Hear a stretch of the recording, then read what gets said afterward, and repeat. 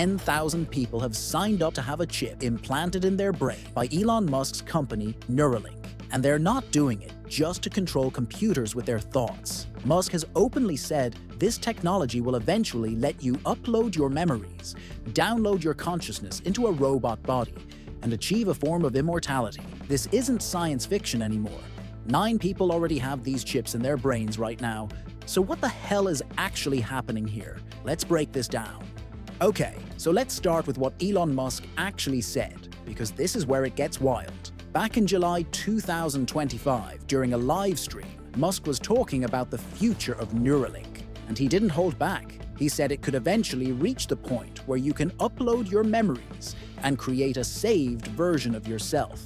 Then you download that into a robot body, or even a clone of your original body. He literally said this would give people a form of immortality. Now, he did add that he's getting into science fiction territory here, but then he followed up by saying he genuinely thinks this stuff will be possible.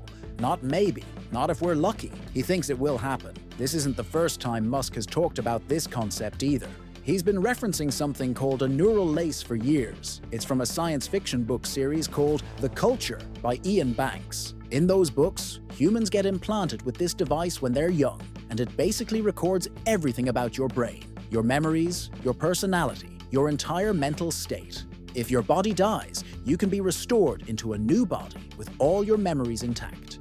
Musk has said multiple times that this is the ultimate goal, not just helping paralyzed people control computers, which is what Neuralink is doing now in clinical trials. That's just the starting point. The real endgame is achieving what he calls symbiosis with artificial intelligence and potentially conquering death itself by backing up human consciousness. And here's the thing, when Elon Musk talks about ambitious future technology, people tend to dismiss it as hype. Remember when he said SpaceX would land rockets vertically and reuse them? Everyone said it was impossible. Now they've done it hundreds of times. When he said Tesla would make electric cars mainstream, the entire auto industry laughed. Look where we are now. So when Musk says uploading consciousness is possible, a lot of people are taking him seriously, which brings us to those 10,000 people who've signed up. But before we get there, you need to understand what's actually working right now. Let me give you the current state of Neuralink, because the progress here is actually moving faster than most people realize. And trust me, by the end of this video, you'll understand why this matters way more than you think. Neuralink opened something called a patient registry earlier this year. It's essentially a waiting list where people can sign up if they want to be considered for future trials. According to DJ CEO, who's the co-founder and president of Neuralink, 10,000 people have registered. 10,000. Now, to be clear, most of those people aren't getting implants anytime soon.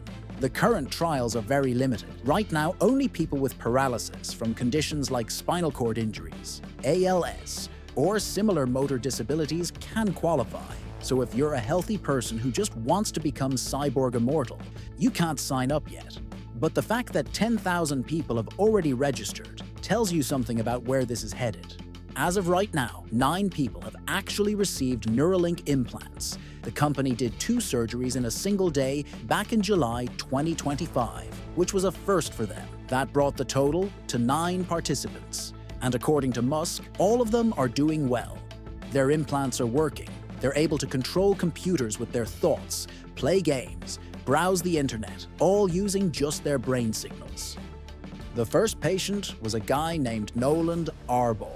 He's 29 years old and became quadriplegic after a diving accident. He got his implant back in January 2024, so he's been living with it for almost 2 years now. He's done live streams showing himself playing chess and video games using only his mind. He described it as being like using the Force from Star Wars to control the cursor on screen. Musk has said that Neuralink hopes to implant the device in about 20 to 30 more people by the end of 2025. That might sound slow, but this is actually how medical device trials work. You start with a few patients, monitor them closely for any issues, then gradually scale up. But here's where it gets crazy. Musk's long-term projections are way more aggressive. He's posted on X that if all goes well, there will be hundreds of people with Neuralinks within a few years, tens of thousands within 5 years, and millions within 10 years. Keep that number in mind, because later I'm going to show you why that timeline might actually matter for the immortality piece. So, how does this thing actually work? Because understanding the technology is crucial to figuring out whether this immortality stuff is realistic or just hype. And what I'm about to tell you is going to make you realize how close we actually are to some seriously sci-fi stuff. The Neuralink device is about the size of a coin. It sits under your skull, flush with the surface of your brain. Connected to it are these ultra-thin threads, like wires, that go into your brain tissue. These threads are only about 10 to 12 microns wide. To put that in perspective, that's just slightly larger than a red blood cell. The small size means they can be inserted with minimal damage to your brain. Each implant has over 1,000 electrodes spread across 64 of these threads. The electrodes detect electrical signals from your neurons. Your brain cells communicate through electrical impulses, and these electrodes pick up those signals. The implant then processes those signals and transmits them wirelessly to a computer or other device. The surgery to implant this device is done by a robot that Neuralink built specifically for this purpose. It's called the R1 robot, and it works kind of like a sewing machine. It threads those ultra-thin wires into your brain with precision that human hands couldn't achieve. The entire procedure takes about an hour, and patients can go home the same day. Once you have the implant, you go through a training period where you basically teach it to understand your brain signals. You think about moving a cursor up, and the AI learns what that thought pattern looks like. Over time, it gets better at interpreting your intentions. The current patients can control computer mice, click on things, type, play games, browse the web, all with their thoughts. The implant is powered by a battery that charges wirelessly. You wear this little charging puck behind your ear, and it charges the implant through your skin. You charge it for a couple hours at night, and it lasts all day. Now here's the key part. That's the current version. What Musk is talking about with consciousness uploading would require something way more advanced. The current implant has about 1,000 electrodes. The human brain has roughly 86 billion neurons. To truly map and record a complete brain state, you'd need orders of magnitude more electrodes. Probably millions or even billions. Musk has acknowledged this. He said that consciousness uploading is many years in the future and would require massive improvements in the technology. But, and this is important, he's also said it doesn't break any laws of physics. It's engineering challenges, not fundamental impossibilities. And that distinction matters. Because if it's just engineering, that means it's solvable with enough time and money. And Musk has both. Let's talk about what Musk actually means when he talks about immortality through Neuralink, because this is where it gets into territory that sounds like a Black Mirror episode, but might actually be our future. The idea is that your consciousness, your sense of self, your memories, your personality, everything that makes you you, is encoded in the patterns of electrical activity in your brain. If you could record all of those patterns with enough detail, you'd essentially have a backup copy of your mind. In Musk's vision, you'd wear a Neuralink device throughout your life, and it would continuously record your brain state. Every memory you form, every thought you have, every bit of your personality development, it's all being saved. Think of it like having your brain backed up to the cloud, except way more comprehensive. Then, when your biological body dies, that saved brain state could theoretically be loaded into a new substrate. That could be a robot body, like Tesla's Optimus humanoid robot. It could be a biological clone of your original body, or it could even exist entirely in a digital simulation. The loaded version of you would have all your memories up until the point of the last backup. It would think like you, remember like you, feel like you. From its perspective, it would be you. It would wake up in the new body and remember its entire life as a continuous experience. Now, here's where this gets philosophically interesting. Would that actually be you? Or would it be a copy of you while the real you is dead? This is a question that's been debated for decades in thought experiments. If you create a perfect copy of yourself with all your memories, is that copy you, or is it someone else who just thinks they're you? There's no definitive answer to this question because it's not really a scientific question. It's a question about the nature of consciousness and identity. But from a practical standpoint, if the copy has all your memories and thinks it's you, does the distinction really matter to anyone, including the copy? Musk seems to think this form of continuity counts as immortality. You'd be able to live indefinitely by continuously transferring into new bodies or substrates as old ones wear out. Your subjective experience of being yourself would never end. And this is where the Tesla connection becomes really important. Stay with me here, because this next part shows you how serious Musk is about making this happen. Now, here's where Neuralink connects to another one of Musk's projects in a way that makes the immortality plan look a lot less crazy. Tesla has been developing a humanoid robot called Optimus. If you've been following Tesla, you've seen the demos. Optimus can walk, pick things up, perform tasks. It's still in development, but Tesla's making rapid progress. Musk has said that eventually, Optimus robots could be mass-produced and sold for maybe $20,000 or $30,000. Here's why that matters. Think about what happens if you combine Optimus with Neuralink's consciousness uploading concept. You'd have a humanoid robot body that could potentially house a human mind. That's exactly what Musk is talking about when he mentions downloading consciousness into a robot body. The Optimus robot has cameras for eyes, sensors for touch, motors for movement. If you could map a human brain state into the robot's control system, that robot could potentially see, feel, and move based on human consciousness directing it. From the uploaded person's perspective, it would be like waking up in a new body, a body that doesn't age, doesn't get sick, doesn't have biological limitations. This sounds like science fiction because it is. We're nowhere near being able to do this yet. But the fact that Musk is developing both pieces of the puzzle simultaneously, the brain interface and the robot body, suggests this is something he's seriously thinking about as a long-term goal. The current version of Optimus costs Tesla probably a few $100,000 to build, but Musk's target is to get that down to $20,000 to $30,000 through mass production. If that happens, and if consciousness uploading becomes possible, you could theoretically have immortality for the price of a new car. That changes the equation completely. Now, there are massive technical challenges beyond just the brain interface and the robot. But here's what's already working right now.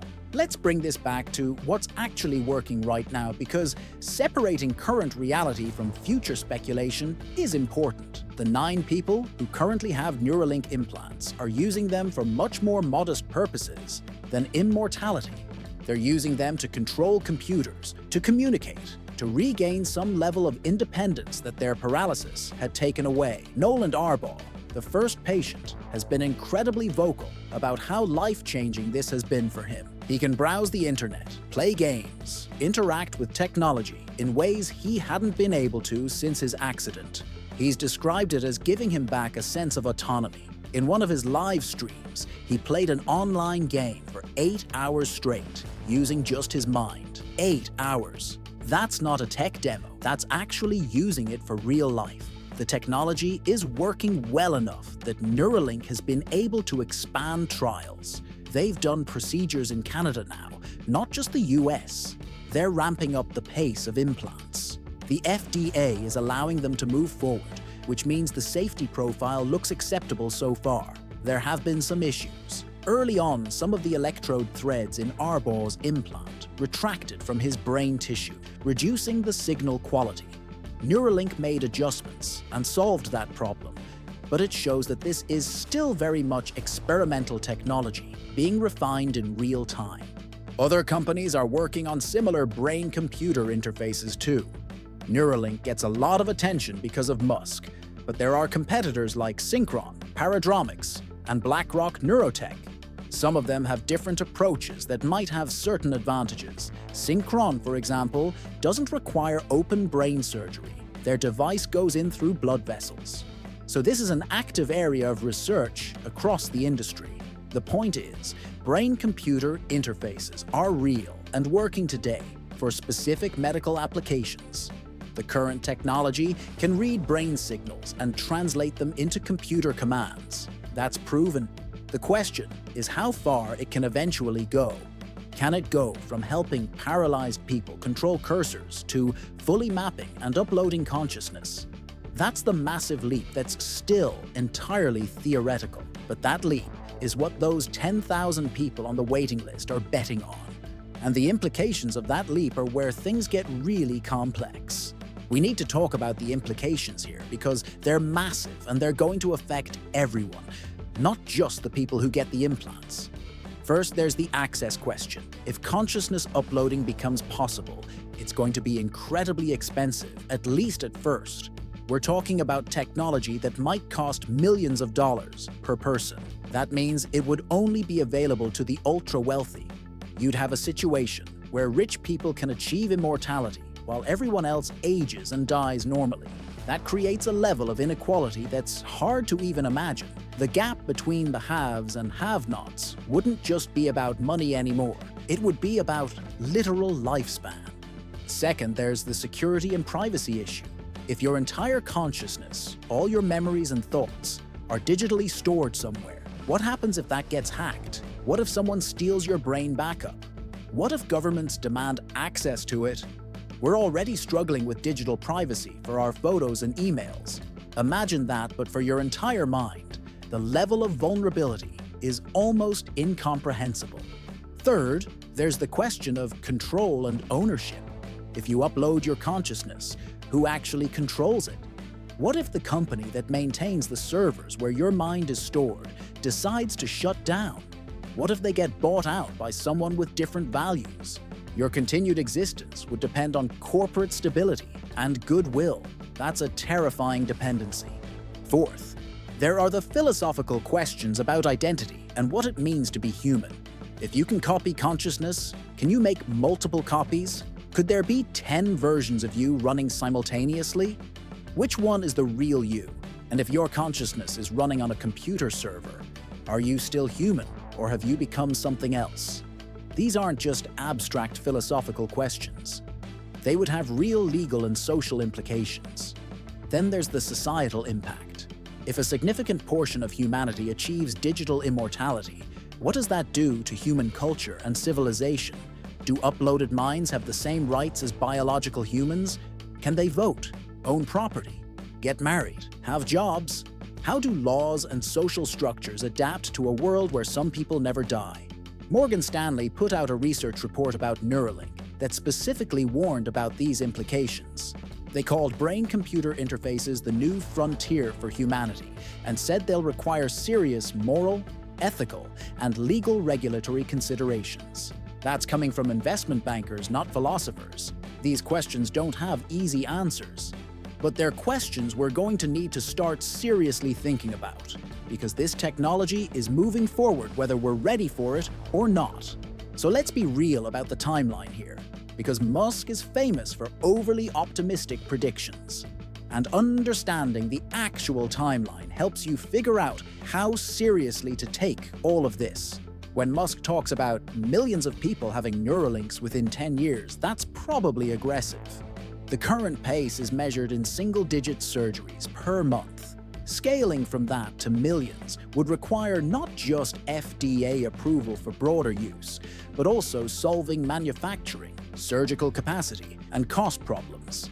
The R1 robot that does the surgery takes about an hour per patient. To do millions of surgeries, you'd need thousands of these robots and thousands of trained surgical teams. That's a massive scaling challenge. When he talks about consciousness uploading becoming possible, that's probably decades away, at minimum, if it's even possible at all. We don't fully understand consciousness yet as a scientific concept. We don't know if it's even the kind of thing that can be copied or transferred. There are neuroscientists who think consciousness uploading is fundamentally impossible, not just technically difficult. But here's what we do know. The basic brain-computer interface technology works. It's improving rapidly.